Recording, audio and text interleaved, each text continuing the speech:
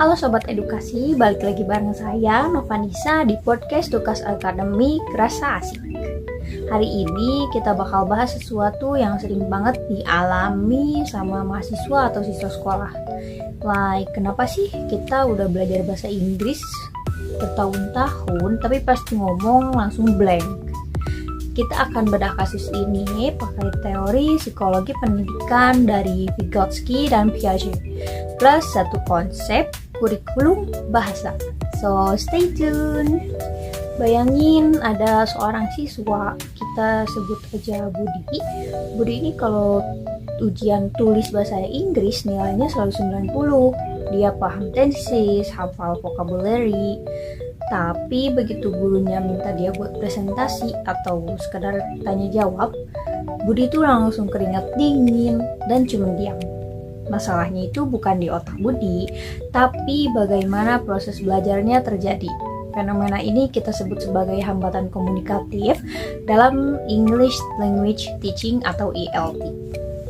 Nah, kalau kita lihat dari sisi psikologi pendidikan, ada dua raksasa teori yang bisa menjelaskan ini. Yang pertama dari Jean Piaget dengan teori perkembangan kognitif. Menurut Piaget, siswa di usia remaja berada pada tahap formal operasional.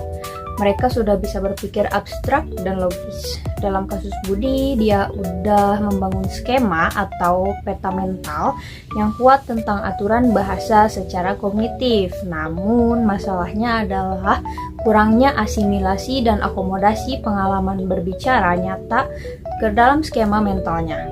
Budi terjebak di pemahaman teori tanpa aplikasi sensorik motorik dalam berbicara. Selanjutnya dari teori Lev Vygotsky, Social Constructivism. Vygotsky punya konsep terkenal namanya Zone of Proximal Development atau ZPD. Vygotsky berpendapat bahwa belajar itu proses sosial. Budi mungkin terjebak di zona di mana dia bisa mengerjakan soal sendiri atau apa yang sudah dia kuasai, tapi dia butuh bantuan atau interaksi sosial seperti scaffolding untuk mencapai level berbicara. Tanpa interaksi dengan teman sebaya atau guru yang suportif, dia nggak bisa menyeberangi jembatan dari tahu teori ke bisa praktek. Dari sisi kurikulum bahasa Inggris, solusinya ada pada konsep Communicative Language Teaching atau CLT.